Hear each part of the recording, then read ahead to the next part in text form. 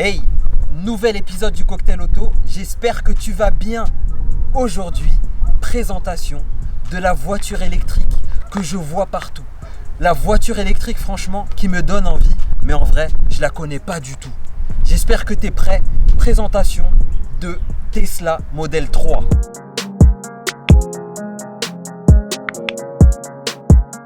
Et me voici avec MH. Comment tu vas MH? Ça va très bien et toi? Écoute, ça va super bien.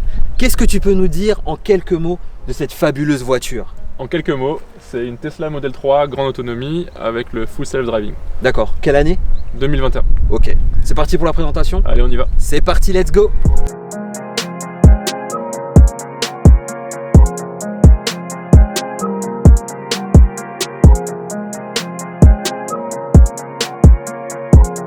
On est reparti. Oh, punaise. La couleur, on en parle? On peut en parler. Dis-moi alors. C'est assez simple. À l'époque, les Tesla Model 3, c'était des voitures qui étaient peu répandues, donc on voyait beaucoup.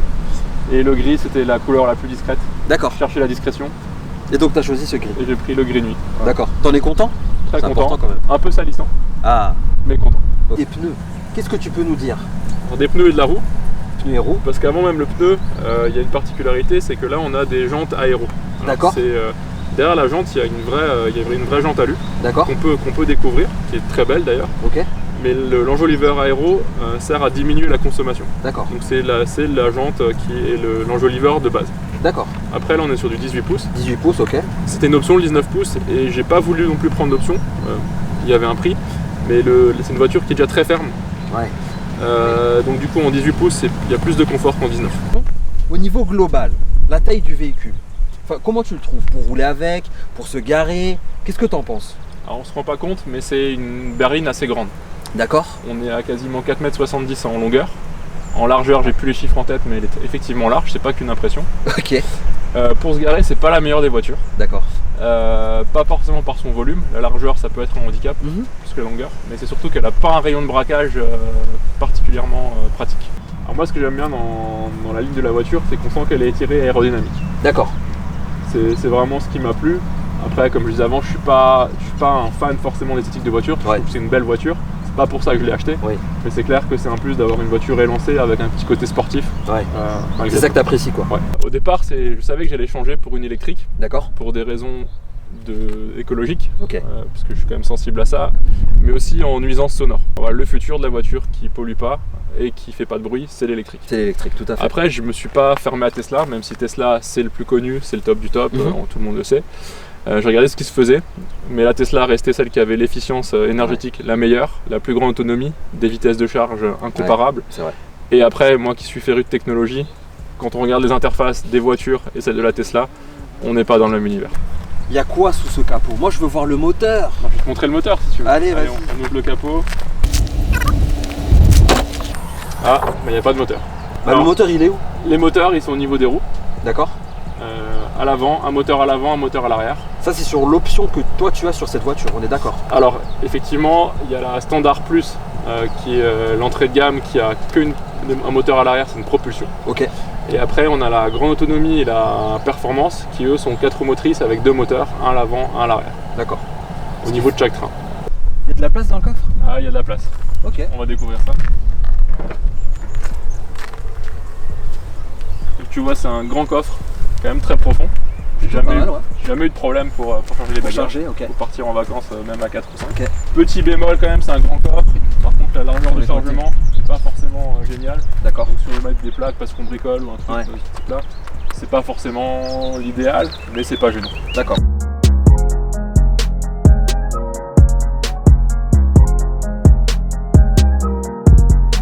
Nous voici tranquillement installés à bord de cette Tesla. Franchement, on est bien là. On est bien. Qu'est-ce que tu peux me dire un peu, je sais pas, au niveau des sièges déjà? C'est des sièges en cuir végétal. D'accord. Donc c'est pas du cuir animal. Ok. Et pourtant ça y ressemble beaucoup. C'est vrai. Moi je fais pas la différence en tout cas par rapport à un vrai cuir. Des sièges chauffants sur toutes les places. Pas mal. On a un chargeur à induction de téléphone, donc qui est une spécificité de la version 2021. Sinon, clim auto, tout ce qui est de confort de plus standard dans une voiture d'une certaine gamme. Au niveau des rangements, ça donne quoi? Alors, tu as un encodeur central avec un allume-cigare. T'as les portes gobelets, le classique aussi. Super. T'as encore un volume assez profond ici dans lequel tu vas trouver 2 prises USB-C. Tu as la boîte à gants par un code PIN. Et là, tu as une petite boîte à gants. Ok, donc sans le code, on l'ouvre pas. Non, sans le code, tu l'ouvres pas. Ou alors depuis l'interface, c'est pas obligé. D'accord. Au niveau de l'habitacle. C'est du vrai bois. On le sent au toucher, c'est assez qualitatif. Donc l'habitacle, j'entends beaucoup de choses sur les finitions allemandes, Tesla qui doit progresser. Ouais. J'avais une Volkswagen avant, je vois pas spécialement la différence de niveau pour le coup. Je trouve qu'on est sur un habitacle quand même très quali. D'accord. Du coup, ça te fait pas bizarre de rien avoir juste derrière ton volant là? J'ai la route, donc je peux me concentrer sur la route. Ça a fait bizarre les 2-3 premiers jours. Ouais. Mais après, on s'y habitue. C'est très clair, l'écran est très clair, on le verra. D'accord. Donc on s'y fait très vite et c'est plus l'inverse quand je conduis une voiture autre que Tesla. Ouais. Où j'ai du mal à m'habituer. Ouais, d'accord. Il y a un toit panoramique, j'ai l'impression, sur toute la voiture. Oui, le toit panoramique qui va de l'avant jusqu'à l'arrière. Bah ouais. Ça donne une belle sensation d'espace. C'est un toit qui se teint aussi en fonction de la luminosité. D'accord. Donc en hiver c'est top parce que ça évite que la voiture soit trop froide, donc du coup ça économise aussi un peu de batterie. En été, il faut savoir que malgré le fait que le toit commence à se teindre, la voiture peut beaucoup chauffer. Ouais. Heureusement, elle a une sécurité qui fait qu'elle va refroidir d'elle-même. D'accord. Mais ce qui peut consommer de la batterie. D'accord. Du coup, c'est intéressant quand même de chercher l'ombre en été pour ne pas surconsommer de batterie et pas avoir une voiture trop chaude. Même si, avant de partir, on peut démarrer avec l'appli à distance, la ventilation pour la préparer en été ou en hiver à la bonne température. C'est parti, maintenant il faut absolument qu'on parle de cet écran quoi. Parce que franchement, moi la Tesla, tu sais ce que j'entends? C'est une tablette roulante. C'est une voiture qui a une tablette qui lui permet de mieux rouler. De mieux rouler. Merci pour cet éclairci, merci de rétablir la vérité. Allez hop, c'est parti. Donc là on arrive sur la partie centrale. D'accord. Sur la partie gauche, on le verra peut-être en roulant après, où on a la vitesse, toutes les informations nécessaires pour rouler tout simplement. Ok. Où on a aussi la modélisation de la route et des véhicules autour de nous. Ok. Le GPS qui tient une grande partie quand on roule. Ouais. On peut afficher en carte ou en plan. Ok. Qu'on peut aussi appeler via une commande vocale. On peut dire où est-ce qu'on veut aller. Et ce qui est intéressant, c'est que quand on peut donner un nom de lieu, par exemple le nom d'un restaurant, et il est matché avec Google pour trouver l'adresse et trouver directement l'intégrer au GPS. C'est pas mal. Après, on a la gestion de la ventilation. Donc soit j'ai les commandes rapides, comme si j'avais un bouton physique, mais finalement sauf qu'il est tactile. Que tu l'as là, ouais. Et après, j'ai les options plus avancées où je peux orienter mon flux, puisque juste derrière, j'ai une grande ligne qui souffle. Ouais. Je trouve ça incroyable. Chacun des deux côtés. Ouais. C'est très bien intégré. Ah ouais. Donc là, je peux orienter mon flux, je peux gérer mes sièges chauffants et certains modes un peu plus rigolos, comme pour garder au frais ou au chaud le chien s'il est dans la voiture. Le mode camping si on veut dormir dans le coffre de sa voiture en rabattant les sièges. Voilà, un certain nombre de choses assez fun. Donc là, on a toutes les applications avec la gestion des messages et des appels, ce qui est classique mais avec une interface plus poussée. Mais les choses rigolotes à connaître, c'est par exemple le mode théâtre. Où là, quand on fait une recharge, faut être à l'arrêt pour ça par contre. Tu me rassures. On peut regarder Netflix, YouTube ou Twitch. Les arcades, ça, le passager peut y jouer, donc on a plein de jeux. Même pendant que tu roules? Ouais. D'accord. Il faut une confirmation que je suis bien un passager, etc. Ouais. Donc le passager peut y jouer. D'accord. Et après, Toybox, c'est des choses un peu plus drôles et loufoques. Un coussin péteur pour faire la petite blague aux copains qui rentrent dans la voiture. Jouer à jeu de lumière. Jeu de lumière, alors ça c'est le light show où en fait on peut lancer avec une musique un show lumineux de la Tesla depuis l'extérieur où elle va jouer avec les lumières intérieures et extérieures, ouvrir le coffre, le fermer, etc. Franchement, la Tesla c'est bien plus qu'une voiture, j'ai l'impression quand même. C'est un jouet, c'est un petit jouet de technologie. Ah ouais, complètement. Avec des choses qui servent des fois à rien, des choses qui sont très pratiques. Ouais. Et, c'est effectivement comme une tablette, d'où ce nom de tablette roulante. Ouais. Mais par contre au niveau de l'ergonomie là, ils ont fait très fort. D'accord. L'écran est grand. Ouais. L'interface qui va avec est là. Ouais. C'est ce que je trouvais pas à l'époque forcément sur les autres électriques qu'il pouvait y avoir, par exemple chez Volkswagen. Mais clairement Tesla a encore une petite longueur d'avance. Bon bah voilà, je suis installé à l'arrière. Franchement, bah je suis bien. Je trouve même que la place est bien large en fait. Au niveau des épaules, tout ça, je suis bien. En termes de hauteur, bah c'est pareil, je suis bien aussi. Alors après, à 3 derrière, Emma, je sais pas, t'as déjà eu 3 passagers à l'arrière? J'ai déjà eu 3 passagers, tu pars pas en vacances. Ouais, Parce qu'en fait, au milieu, ça a l'air quand même assez serré. C'est une place d'appoint comme dans beaucoup de voitures. Ouais. C'est ça. Ouais. C'est vraiment une place d'appoint. Donc voilà moi au niveau des jambes. Après, ce qui est vraiment pas mal, au niveau du passage, voilà, je veux dire, en fait, c'est plat. Donc c'est génial.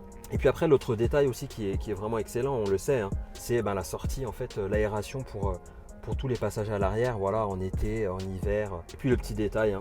Effectivement, bon, on n'a pas de poignée hein, à ce niveau-là. Bon, en tout cas, peut-être en point d'amélioration. Alors, c'est des défauts de quelqu'un qui fait plus d'1m90. Donc, c'est une voiture qui est très basse. Moi, je suis obligé de reculer quand même un peu plus pour pas taper mon genou dans la tablette. Ouais, ça, c'est vrai que je l'ai aussi senti. Donc voilà, c'est les principaux défauts que je vois dans la voiture.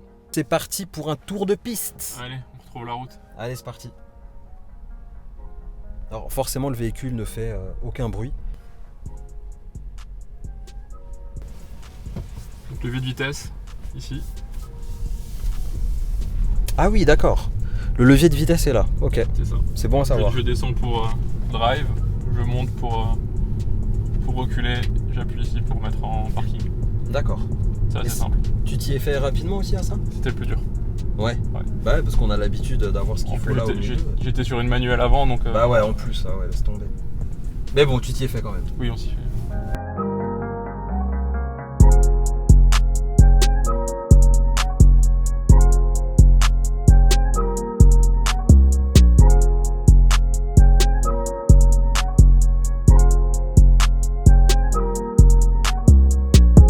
Le compteur, on le retrouve là, comme tu le disais. Ça là-haut. Tu vois le fléchage au sol, le marquage. Hein. C'est vraiment très précis quoi. Là quand je mets les clignotants, j'ai l'angle mort qui apparaît en caméra. Tu nous préviens quand tu décides de lâcher une petite accélération? Je te préviendrai. Parce qu'apparemment ça peut être un peu violent. Parti. Oh punaise.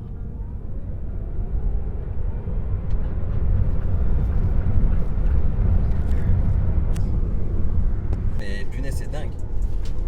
Et il remet une couche, et il arrête, et il remet, et il arrête. C'est dingue. Le cadreur il est là.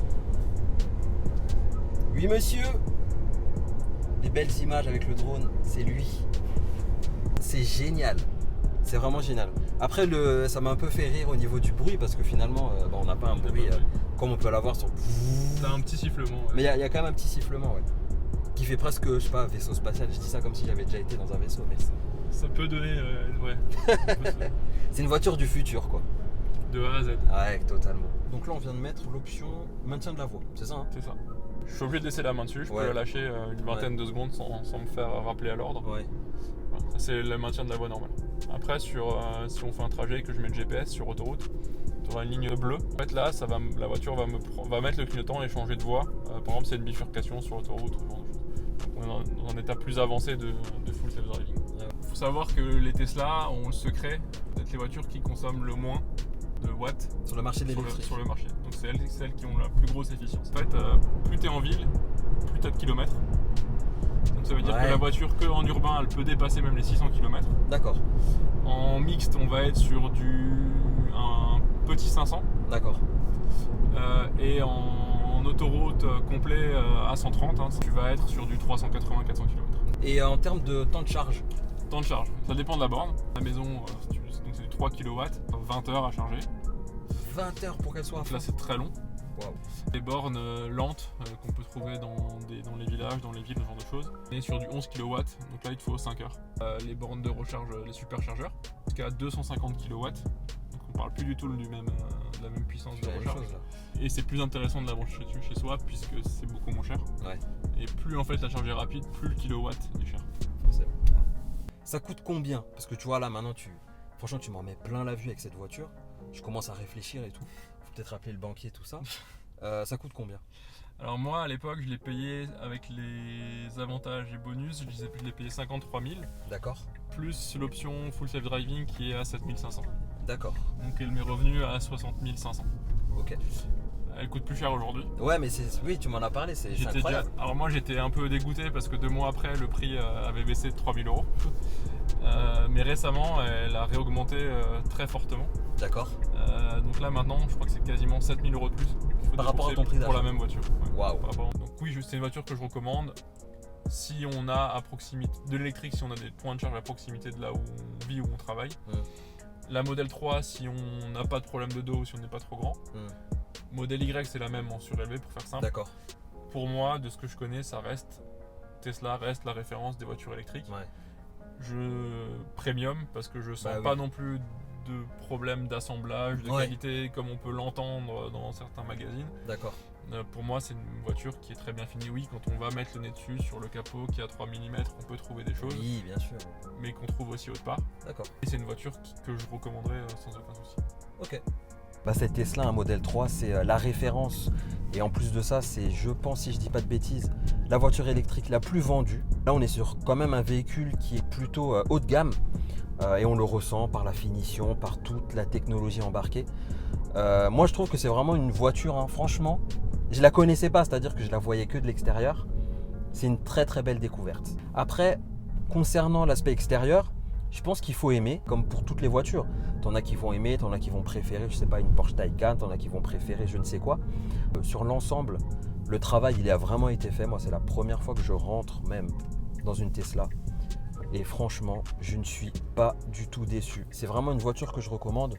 MH, un grand merci pour la présentation de cette voiture du futur, une Tesla. Moi, franchement, j'en ai toujours rêvé pour le cocktail auto. Et grâce à toi, on l'a fait. Donc, un grand merci à toi. C'était avec plaisir. Je suis content que tu aies aimé ce test. Et j'espère que tes abonnés aimeront la vidéo aussi. Exactement. J'espère franchement que tu as apprécié cet épisode du cocktail auto. Un grand merci également à mon cadreur, Neil. Je te mets le lien juste en dessous. Franchement, il a fait du très très bon taf. Et ben MH, à très bientôt. Hein. Ciao. Ciao.